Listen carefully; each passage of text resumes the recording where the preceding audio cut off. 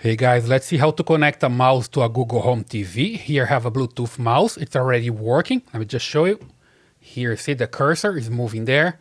I can even scroll and it works pretty fine, all right? So you just need to get your remote control and come here to settings and look for the Bluetooth option.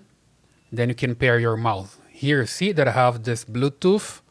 I just go there, select it, and hit here to pair remote or accessory. As you can see, I have my mouse already paired. All right, it's working.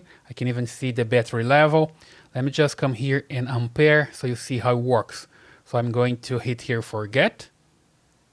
And yes.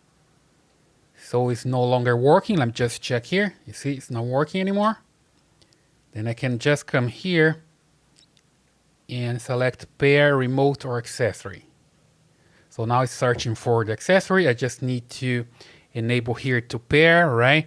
It differs from mouse to mouse. In my case here, I just need to select the position that I want. I have 3 of them. Let me just go here to the number 2, for example. Click and hold until it flashes pretty quick, you see? It found it there already. So pretty fast. So I just need to come down, select the mouse, and hit the button here to pair. So it's pairing right now.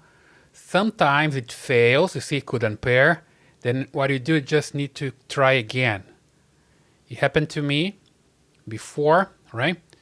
And I keep trying until it works. So we're connecting now and now it's paired, all right? So it fails, just try again, it's going to work for sure. You see that's working right now.